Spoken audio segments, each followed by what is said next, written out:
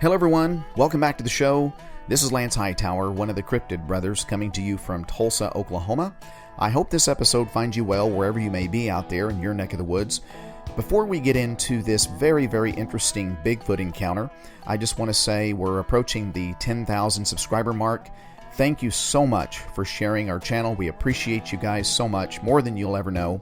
And with that being said, we have a website here we're just placing some finishing touches on. It's going to have some really cool features you want to check out, but I will let you know when that website is ready. In addition to that, we have a contest that we were talking about the last couple of episodes. So I'm going to go through the names and who has shared the most. And I'm excited to give some personalized gifts out there. So we'll let you know on the next episode who those individuals are. So let's get right into this episode. I had a gentleman. He did not mind that we gave his real name. His name is Thomas IICrows. That's right, IICrows. And he is from a town not too far away from here, but he would prefer that the town not be given. But I asked him if we could talk about the river system that he had this encounter, and he said no problem. So you'll hear which river system it is in Oklahoma. So as you'll find out, most people would be terrified of an encounter. He was not. After it was all said and done, he considered what he came across that day a blessing beyond measure. I had just came home. I'll explain to you what happened. I just came home. One of my uncles and I had been working on a boat, building our home, our own boat. I'm a native. And so we had got the bows all out, ready to go, and I was fixing to head down over the bank where I usually go. I see a lot of deer and seen a couple bears and stuff, while there. And I started over the ledge, and when I started over the ledge, there was a dark spot by a tree that had fell over. And where it was kind of a large tree for that part of the country. I mean, there's a pretty good trees, but it was a pretty large tree, and the way it fell uphill. And I could see like a brown, shiny hair at the hairline, and I thought to myself, boy, that's got to be one big bear. So I put a arrow in my bow. It was a homemade bow, about a 70-pound draw. So I knocked an arrow in it, and I kind of headed towards it, and just as I went to step on a big flat rock where I could kind of study which way it was heading, because I couldn't tell whether it was downhill or uphill, this thing stood up. Uh-oh. And you might think I'm crazy, but this thing stood up, and I guarantee you it was 8 foot tall if it was an inch. This thing was huge. And it just stared at me. And I mean, I was scared. I don't scare easy, but I was scared. I mean, not bored stiff, scared. And my people have been talking about them for years. Well, this thing, I don't know if it noticed I had an arrow in my bow or what, but it didn't growl. It was more like a purr, but it was real deep. Rumbling purr like. So I took my arrow out like I was warned as a kid. If you ever run into these things, just try not to show any fear, and just like you're not going to do any harm, and generally they just leave you alone. So I did. I took my arrow out of the bow, put it back in my quiver, and just stood there. And this thing stood there staring at me. And for some reason, I could not take my eyes off this face. It was a big, huge, brown face, big black eyes apart. I mean, we're 40 yards away. And I kind of looked at the thing, and I kind of nodded, like I acknowledged it. And this thing kind of grunted. I don't know what kind of grunt you call it, but it was a real deep-bass grunt. It bent over. And when it stood back up again, it placed 3 rocks on that log that was bent over and actually stacked them. I could watch it. I don't know how it had such agile movements with such little rocks, because its hands were so huge. I mean, it just frightened me. But it stacked these 3 rocks up on that log, grunted at me again, and then walked started down the valley rim towards the Canadian River, and I could see it pretty clear. It's it's fall time. Right. I could see it pretty clear, and I looked back towards me because I heard something behind me, and I thought, oh my God, here's another one. I looked over my shoulder, and before I could turn back all the way, the thing disappeared. I mean, and I could see for maybe 200 yards in any direction. There was no small shrub brush up underneath it, and if it was, all the leaves were off it. It was kind of like it just blended in or whatever it does. And so I went back and I told one of the elders, because he was my uncle. I went back and explained to him what happened. And he told me, he said, I think this might be related to the one your grandfather knew. And I said, what? He said, yeah, your grandfather never spoke about it, but he knew of them. And he had several encounters with them, and he just, I don't know how to explain it. He just never was really open with it, except for that was his brother. And said that in all the encounters that he had with the individual that he knew, were pretty pleasant, They never shook hands, I guess, or anything like that, but they did certain things. So I took it upon myself to go back about 3 days later where them 3 rocks were, and I stacked up 3 rocks, just out of curiosity, right next to where his 3 rocks were. I waited for a couple of days when I got a chance to go when I was off work. I went back out there. There was 4 rocks stacked on top of each other. And if you've been around Oklahoma, you know what a shell rock looks like. Yes, especially in that part of the country. Right. There were 4 shell rocks stacked up on top of each other. And I thought to myself, And I never told anybody about where this tree was or the rock being stacked there. So I just bent over and I stacked up 4 rocks right alongside of his. And I left.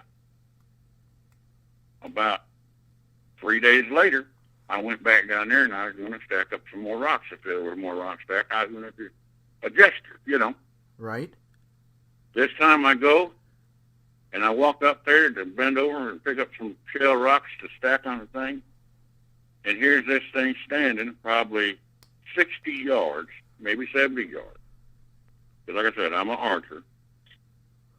About 70 yards, and you're not going to believe this, but there was, not quite as large as he was, a female. I mean, you could see that it was a female, and it was holding, I'm going to say it's an infant. I don't know what else to call it. Right. And it was suckling. Really? And this thing looked at me, touched the female, looked back at me, nodded his head, and grunted, and just walked back off into the thicket. Now, and I just, like I said, people think I'm crazy. No, I don't. I really don't. And I don't know how to say it. At first, I was scared. But it never made a growl. It's more like a cat purr, but it was so real deep. I don't know if you've ever been up real close to a big cat when they purred, but that's kind of the noise it made. And when it stacked up the rocks and kind of nodded, it was I gotta say, it don't have a neck. This thing's huge. I'm talking massive.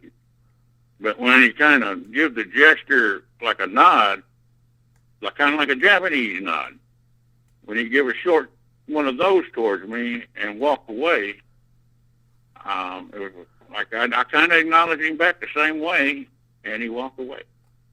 Now, after stacking up these rocks, I don't know if that meant we were friends or what, but I haven't seen any signs, no more rocks stacked up, no more nothing.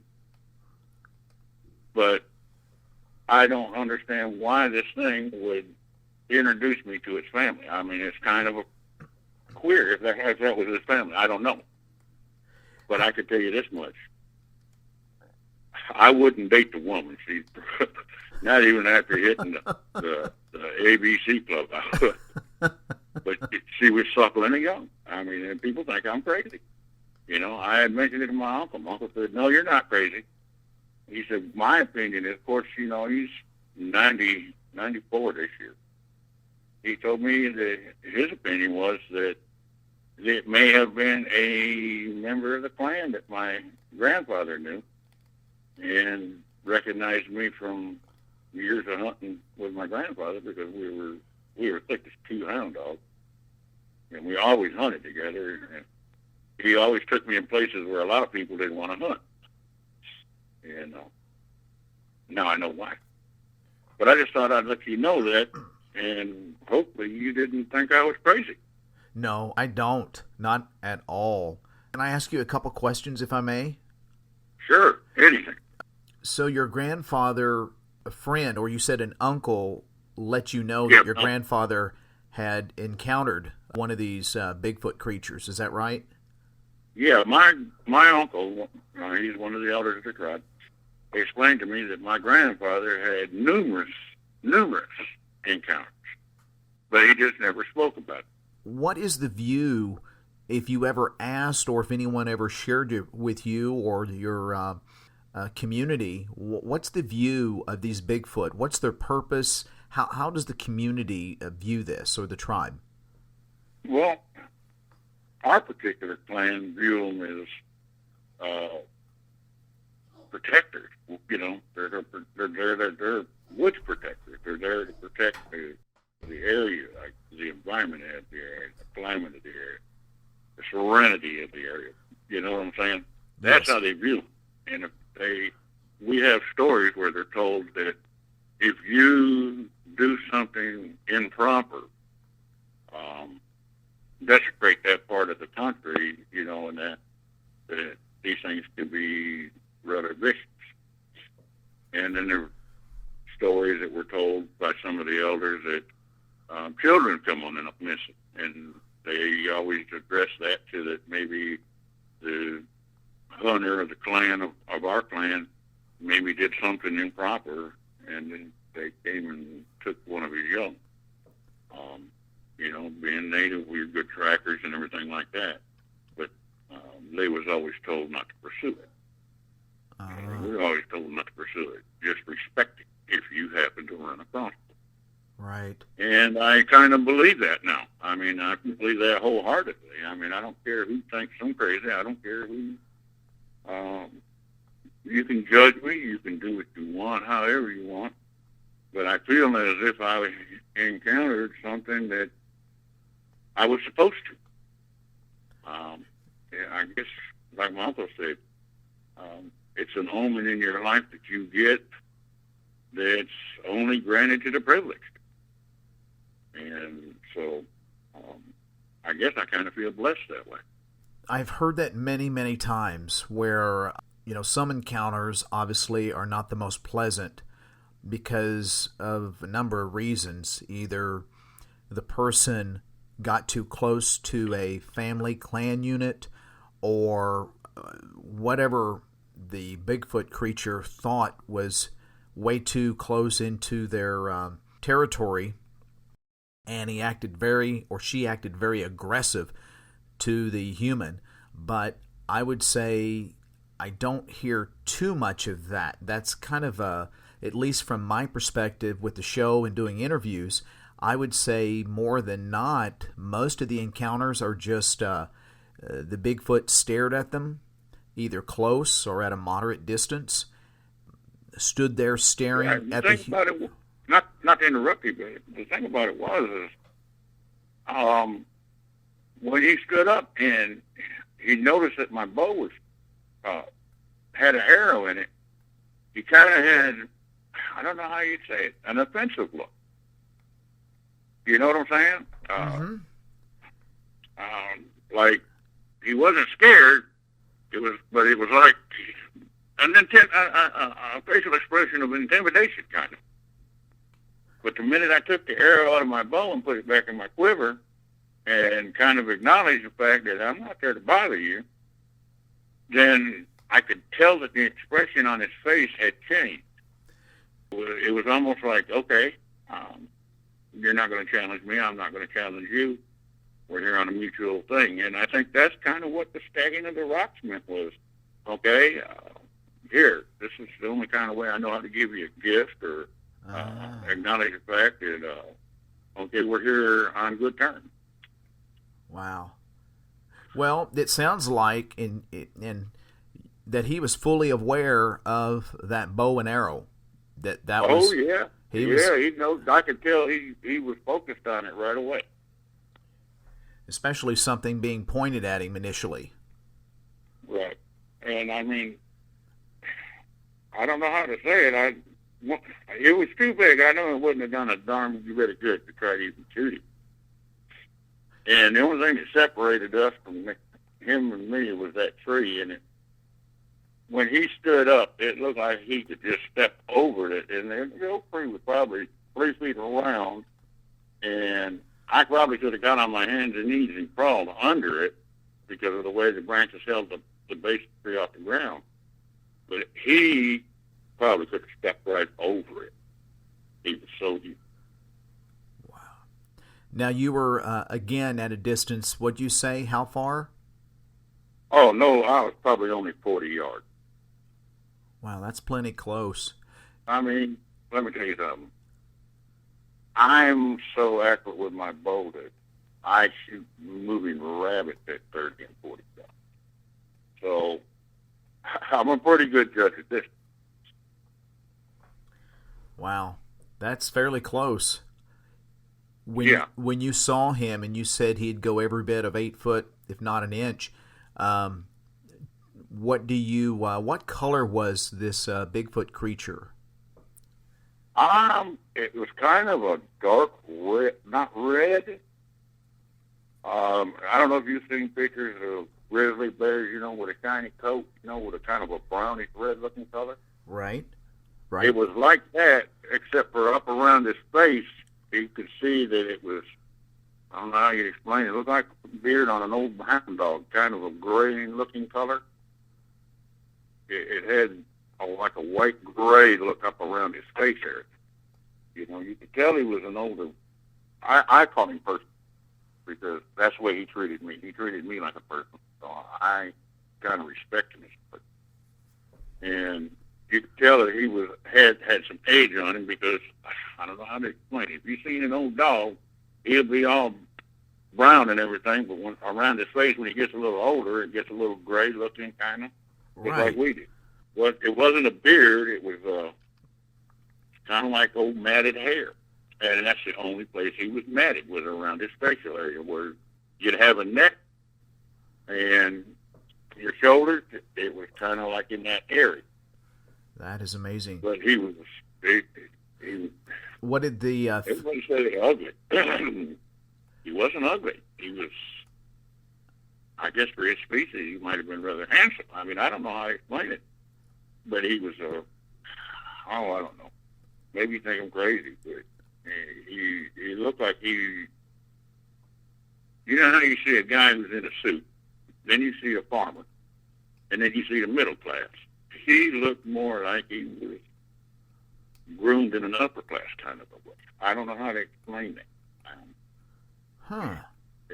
Interesting. It looked like how you see these monkeys and apes on TV when they show them grooming each other, picking bugs and making sure the fur's clean in certain places. Yes, sir. He kind of looked like he'd been groomed. You know what I'm saying?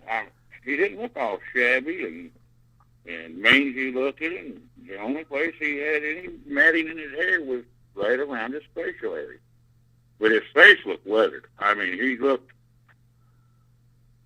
like an old Oklahoma farmer without a beard, as far as his face being kind of cracked up looking, weathered, and real rough looking facial features, the skin part that I could see of it. But he never smiled or never bared his teeth. I mean, I couldn't tell you what he had in his mouth. I can tell you he had big, round, dark eyes.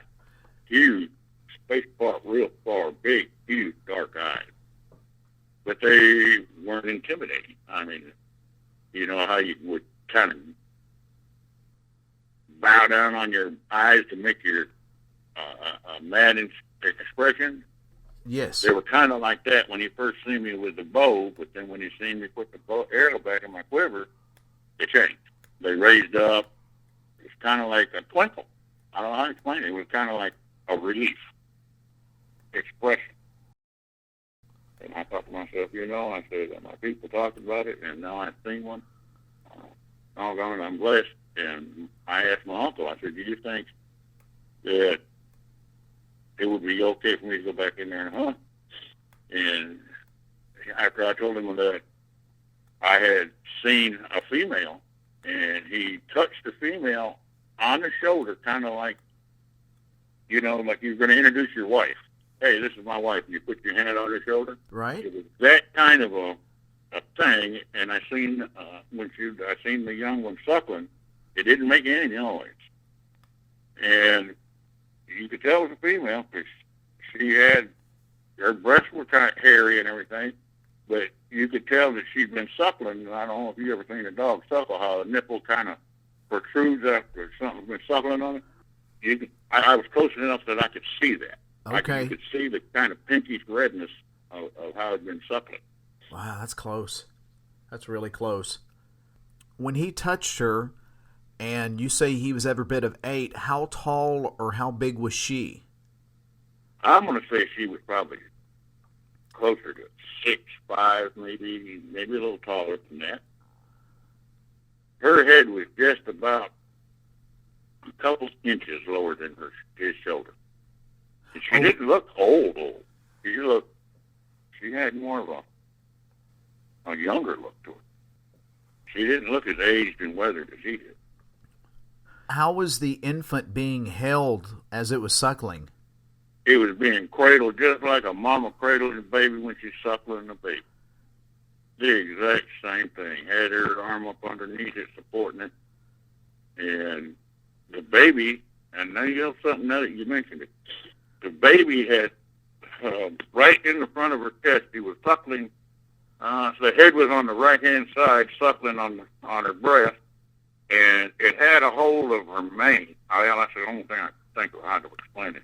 The hand was grasping its mane. Now that you bring it back in. When you say mane, it was grabbing the hair on her? Right, it was holding the hair. And I didn't think about that till just now. What color of the hair, if any at all, was the baby? Was it a lighter color or? Oh yeah. Yeah, it was kind of like a real light, not blonde, not red, not. It was much lighter than both of them. Maybe a peach fuzz type of. Yeah, there you go. Kind of an orangish peach fuzz looking color. I'm not trying to put words. Large. I mean. I only say that. Suckling, it was pretty large. I would say it went probably 40 pounds or more. Oh, wow. It was large. So she had it not too long ago. And it didn't look at me, so I couldn't see its facial features. What time of the month, what time of the year or month was this? That was just this fall. This past fall? Yeah, just this fall. Oh, this wow. Hadn't been long ago. Wow. And was this on native lands or was this on This was on public land. It was up by. Oh, wow. And it's right there. And I always used to go right over. Kind of a difficult walk down the road, but if you go real close, a lot of times you'll catch the deer laying in the light grass in the fall of the year. They'll be laying in the high grass, sunning. And it's a good thing, if you're creeping down there, a lot of times you catch them laying in that sun, and you can get a pretty good bow shot at it. But this was a surprise that, let me tell you something, it was amazing. I feel so blessed, and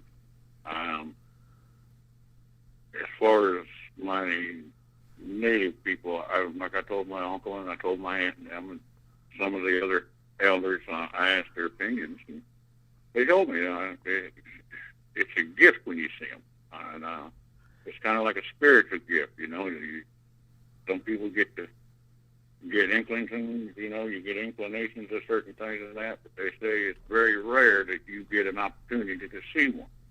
I got to see 3. I got to see a male, a female, and a youth. So if that's not privileged, nothing is. Yeah, that's a rare instant, I would say, to be able to not only see him but stacking the rocks time after time, and him coming back, but being right there, kind of knowing that you were going to be there. That's really interesting that he was there, but he was with his family. It's almost like he was you were kind of friends by stacking the rocks, and that he was proud to show. That's kind of how it worked out. That's how it started. It took a couple of weeks, between rock stocks, where we stacked the rocks, and that until it was almost the last season of day of hunting season, and it's kind of like he almost knew I wasn't going to be back for a while, and she had a scowl on her face. I don't know how to explain it. Like she didn't want to be there. She had a scowl of she wasn't a vicious scowl. It was like a, damn it, I don't want to be here kind of scowl. Like he drugged me out here, and now I got to stand here. Yeah, now kind of like being forced to be paraded in front of somebody. You know what I'm saying? Right. And I thought about it the whole time on my way back home. I thought about it. Was he trying to introduce me to his family? Was he trying to show me dominance? Was he trying to show me friendship? So I kind of took it as both. He was trying to show me friendship and to show me that there's more than one, and kind of a crazy feeling I had.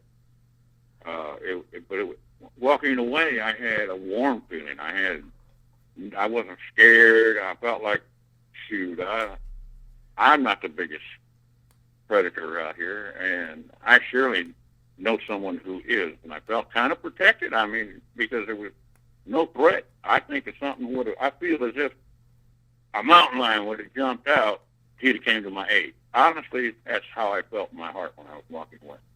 I felt like he was trying to be that kind of a friend. That's the kind of a feeling. And I'm sure he would have probably done that had that happened.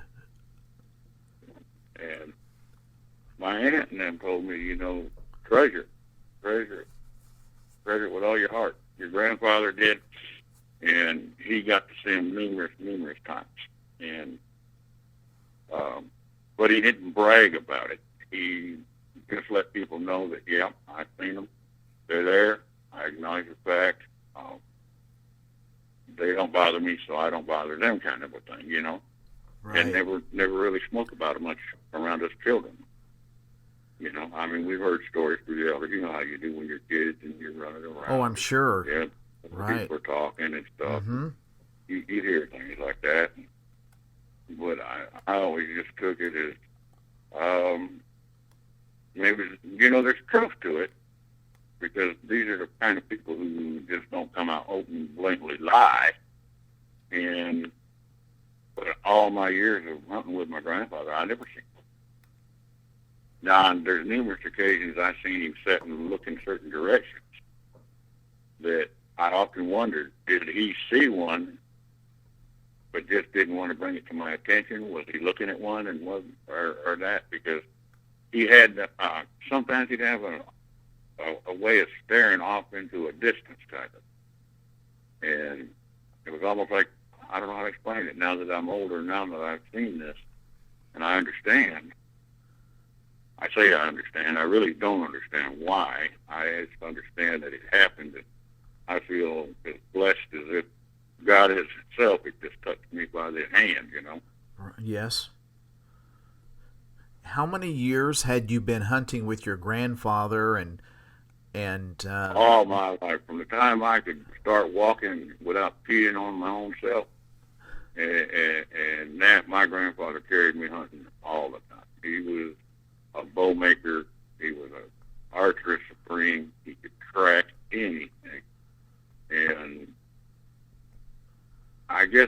were out of the grandkids, me being one of the oldest of the grandkids, that actually took a liking to what he was doing.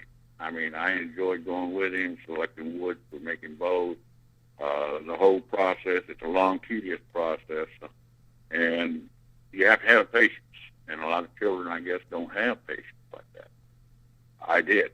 So I guess that's kind of why he did things, a lot of things, hunting, fishing. Anytime he was going somewhere, I got to go. So, I mean, I learned patience from him, but he was always a man who didn't say a lot, but you almost knew what he was thinking. If he was disappointed in you, he didn't have to say a word. He had gestures, physical gestures, and things like that you could sense. You knew when to leave him alone. You knew when you're disturbed. You know what I'm saying? You could tell when he was angry, because he never put an angry look on his face. They always said that my grandfather would never die of an ulcer because he didn't care about nothing. That's funny to say, I mean, he didn't worry about things. He took life one day at a time, and that's all, and made the best of each day he could. Sound like he was a wise man. What? I feel blessed. What's that? I said I feel extremely blessed. I heard of your show. I listened to a few things that you were speaking on there, and I thought to myself, I think I'd like to tell this guy what happened to me, and if he had any questions, maybe I could answer them for him. The appearances and things like that. You see these pictures of Bigfoot with a growl and their teeth showing. I'm sure there's probably angry ones out there. I wouldn't want to see one mad. I'll be honest with you. With the girth on this thing, I would not want to see him upset. Not even a little.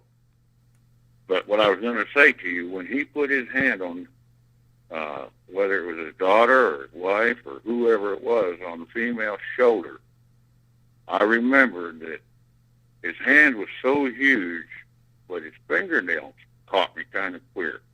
They were long, like they'd grate over the end of his fingers, and they were black, almost like people who blacken their fingernails, women who put that black stuff on their fingernails and stuff. Yeah. They were almost that color black, like a black and blue toad. They were almost that color of a black. They stood out. The black, shiny part of the fingernails really struck me when he stuck it. When he put his hand, it was so massive. When he put it on her shoulder, it almost, even as big as she was, it almost draped completely over her shoulder. And she was a big girl.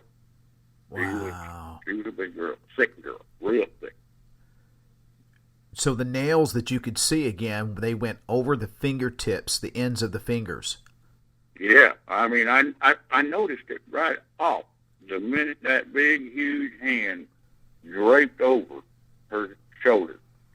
The way the sun was and the way that he was positioned, standing kind of sideways to her, and that when he put his hand over her shoulder and made the kind of a gesture like, this is part of my family, kind of. I guess that's the only way they explain it. That the fingernails, I noticed them, how shiny black they were, and the way they draped over the ends of the finger. Wow. I've heard that on more than one instance. I had a lady that I interviewed down southeast of Oklahoma City, and her name was Jean, and she had a Bigfoot that was off in the bar ditch stand up while she was kind of clearing ice off her windshield. Her windshield wipers were broke, and as she was getting ready to scrape, and it was out on this desolate dirt clay road, and she thought it was a cedar tree, and it stood up. I mean, just feet from the car, and she was just in awe. She said she wasn't afraid, and it walked in front of her car, that when it slipped a little bit in front of her car, and it broke its fall by its hand outreaching, and it hit her car hood and dented it, and to catch its fall a little bit. and it never fell. But in the process, when it hit its hand, used its hand to break its fall on her car hood, she could see that the nails over the fingertips grew over the fingertip ends. Right. And she said the same thing that you did. Yeah. Well, I mean, Have you lived all your life in Oklahoma, Thomas, or had just kind of is that? well, yeah, I worked for many years for the Navy, but yeah, I was born and reared in Oklahoma my whole life. Between Sasquatch, Holdenville, Wewoka, Wetumpka, Welita, Yeah. Shawnee, in them areas, Uh-huh. My grandparents and that lived over in the area. So, I mean, I spent all my summer youth over there with my grandfather and them. And any time I could just go, I went and spent a lot of time with them in that part of the country. I loved the mountainside and the way the river runs through it and the rocks and the caves and stuff like that there. I mean, I grew up in it. I sheltered under many overhangs with my grandfather in rainstorm, hunting and stuff. I mean, it was kind of I knew my way around there quite well. That's a really neat area. I grew up in southeast Oklahoma, near Braggs, Oklahoma, and Greenleaf, and that Yep. And we lived out in the sticks. Braggs is where Camp Gruber is at, but we lived outside of Braggs about 5 miles in the sandhills. So that's where I grew up and ran in those sandhills a lot. And we later moved to Greenleaf, and I'd go with my other brother, and we'd go over to Camp Gruber a lot. I don't know how they do it or how they project that feeling to you. When I ran into him and her with the baby, I say baby, I say suckling baby. Well, I, for some reason, knew that they were there. I could sense it. It wasn't like I was looking for them. It wasn't like I was out there, I went out there. I was going to place more rocks on this thing. I was trying to keep in communication, basically, just out of plumb curiosity. I mean, did I want to be friends? Yeah. Did I want to know more? Yeah. Did I know how to speak to it? No. But did I recognize something that we had in common? Stacking rocks. I want to try that more, And then when I went out there and to stack more rock, I had a feeling. Now, you know how you have that feeling you're being watched? Uh-huh. I do. I had that feeling. And then when he stepped out, it was almost like he walked out of an invisible hiding spot. He could have been standing there, and I didn't see him. I don't know how I couldn't see him, but I didn't see him. And, I mean, I was looking for him, and I didn't see him. And then when she stepped out, and I seen the baby, and I was like, wow.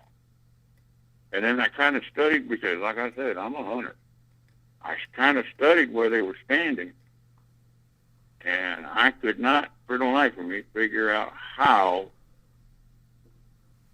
two huge creatures like this, two huge people, could have been hiding behind saplings no larger than a man's leg, and some of them were a foot apart, some were 3 feet apart, but they were spaced open. And Oklahoma in the fall, when the trees are falling, the leaves are falling off, and it's kind of an open area. You know what I'm saying? Yes. High grass growing off the side of the cliff that I was at, where the tree was. I call it a cliff. It was a steep hill. And I just, I don't know how to explain it. I couldn't figure out how they did. But when he stepped out and made the motion, when I seen the movement of his initial movement, that's when they became, and that's when they came into my focus. I don't know, it's hard to say. It's kind of like stepping out of a blind. You understand what I'm saying? Yes, I do. Interesting. I could not see them until they wanted me to. I had a feeling. I had that internal feeling that you get, like I heard you say one time about the flight feeling. Yes. How you have kind of a inkling, premonition, however you want to call it. Mm-hmm. I had that just before he stepped out. I felt as if I was being stared at, glared at, kind of feeling, and that's what caused me to look around to see if there was anything or anybody or whatever it could have been. You know what I'm saying? That feeling. And as hard as I was looking, I didn't see him until they stepped out. And when he made the motion to step out, it was kind of like I didn't see her until she walked around him. Because, of course, he was so huge. And so his girth was so wide that he could block her out standing in front of her anyway. And when she came around him and I seen that she was holding the suckling, I was in awe. I mean, I don't know if he recognized it, but I remember smiling because I was so happy and so proud that I was going to get a second look, not just at him, but now I'm looking at others. Wow. You know what I'm saying? Yeah. And I remember him smiling, and I remember him, after I smiled, is when he stuck his hand on her shoulder, kind of like an introduction.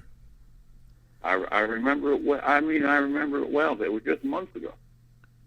Yeah, I was surprised that it was just this past fall. Wow. That's quite an extraordinary encounter. Actually, it was December. It was December 19th. I remember. Amazing. What time of the day was this?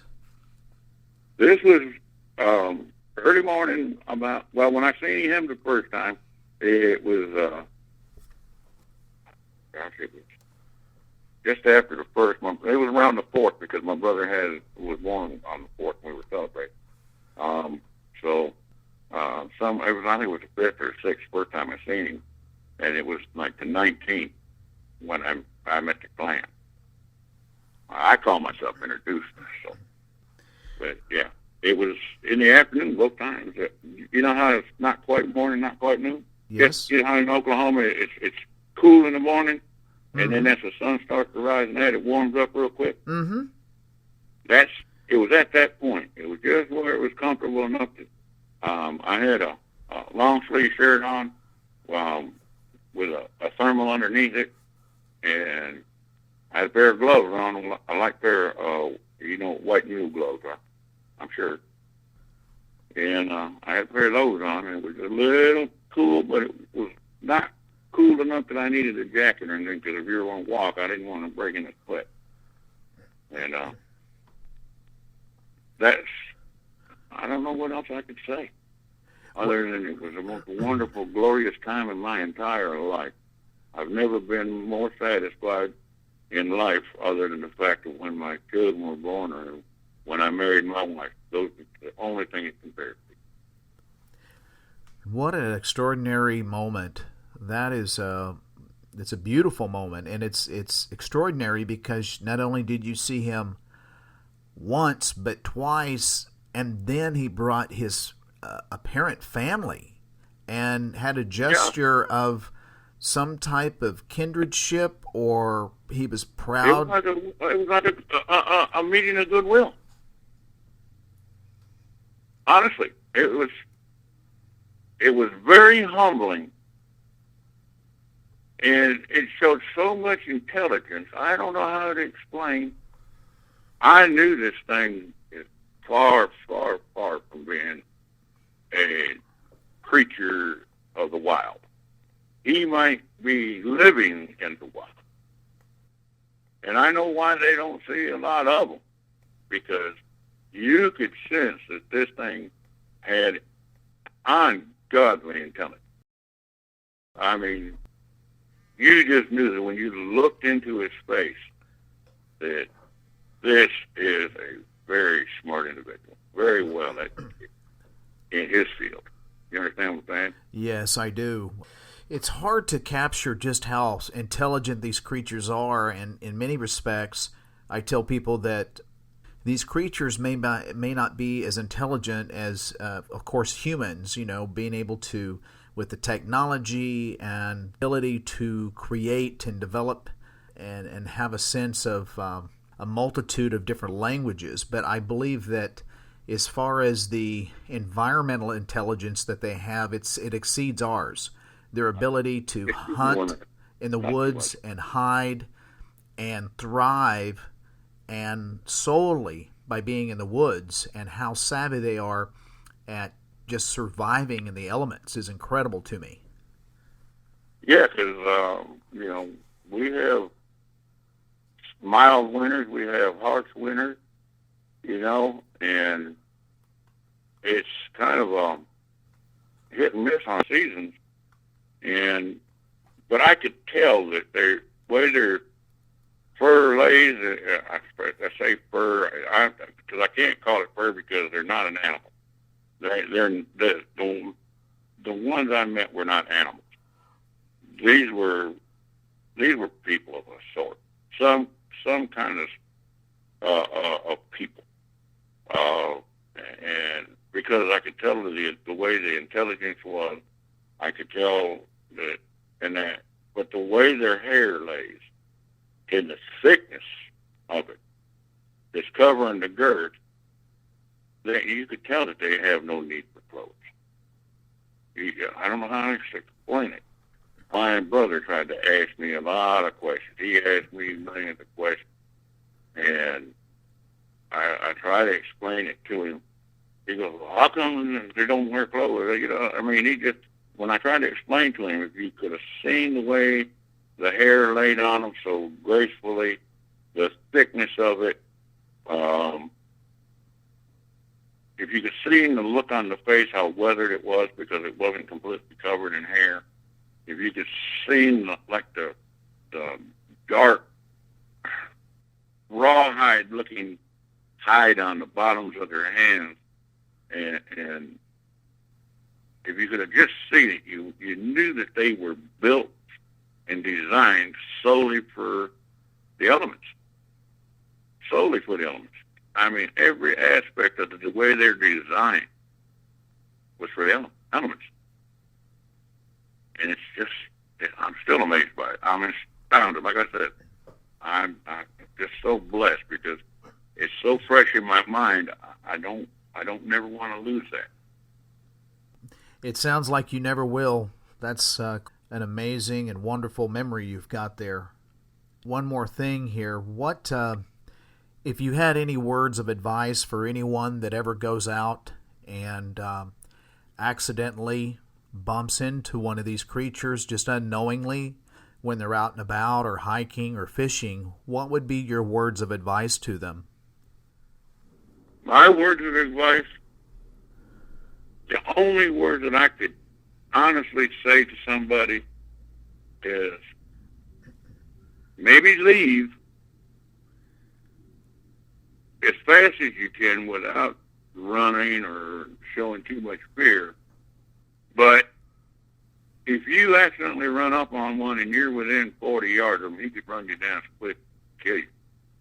But make a friendly suggestion. Nod your head at them, or just acknowledge the fact that you mean them no harm. Put your hands up, nod at them, and walk away. Like you don't want to be bothered with. You know what I'm saying? Right. So almost be the first to walk away from the encounter. Right. But don't make any sudden moves. I mean, I didn't, and of course, mine might have been a special case. It might have been. I understand that there's supposed to be several different kinds out there. There's supposed to be vicious. But the encounter I had, there was no viciousness. That's incredible. That's such an incredible encounter. I hear all the time that people say, well, that there's no Bigfoot in Oklahoma, or I've had just a few people say that's crazy. That. Yeah. I was going to ask what you thought about that, obviously. They're crazy. These are people who could not. I say, this is my feeling. If people say to me now, and I've always been a little skeptic, but I knew that they were there. All my life I've been trained and schooled that they were there. You understand what I'm saying? Mm-hmm. I've always, yes, as a child, you know, our clan have always acknowledged the fact they're there. We didn't go around speaking about it all day long and talking about it all day long. You know, we just knew that they were there. But we were always taught the same thing I just said. If you run into one, acknowledge the fact that they're there, give them a nod of suggestion that you're happy. You know, I'm happy to meet you, but I got to go. That kind of thing. Wish I had more time. Nice to see you. I got to go. That kind of a. And then once you get far enough away, your heart will stop beating so fast. I guarantee you, when you run into them, your heart's going to be beating so fast that you are definitely going to wonder what to do. My suggestion is, we were always taught, give a friendly gesture and just walk away as fast as you can. So, wow. And it worked for me. But now, if you run into one and he's growling and snarling, watch while you're running, periodically grind over your shoulder so that you might have to dodge behind something to get grab it. But if they want to grab you, they're going to get you. I mean, this thing could probably, if it was running, I'm afraid I couldn't even calculate the strides it could probably cover in 30 yards. I'm sure that it could easily run down a deer. I've heard that. I've heard that their speed and their quickness is just unnaturally amazing, just from the encounters that people have. I've had the privilege of hearing. And another thing that I noticed that as I was going down the side of the cliff, you know, it's got flat shale rocks that part of the country. You got to kind of watch so you don't slip and slide. And I'm very, very careful because I like to get up on these patches of grass where I can shoot me a nice deer. So I'm real quiet in that there. This thing went down the hill when he left from me, so gracefully, so uncumbered. And you know what I'm saying? There was no cumbersome about him as he walked down this stuff. And another thing, I didn't hear a lot of noise. I didn't hear a lot of breaking of branches, how people say they're real loud and you know, they break a lot of branches because of their weight and girth. I didn't hear any of that. At least if I did, I didn't recall it because it was when he left. It was like I was so astounded. I had to look back, and when I said I heard a noise behind me, I forgot to tell you. It was a bird. Of all things, made me take my eyes off him for a split second, and he was gone. And I could see clear to the bottom of the cliff where he was at on the side of the bluff. I could see clear to the bottom of it. And I could see maybe 100 yards it would be to my west of the way I was standing. To my west, I could see in the direction. It's the only direction he could have went without crossing in front of me. And I briefly looked over my shoulder, realized that it was a bird. And I looked back real quick. And in that length of time, he had disappeared completely out of my eyesight. He vanished. It was disappearing. Just the same way he appeared. He just appeared, seemed like out of nowhere. So when you saw that he had his possible mate and that suckling that was with her, how did they leave together? You're saying they went down this cliff area? Yeah, but when he turned, when he made the gesture that it was time for them to leave, you know what I'm saying?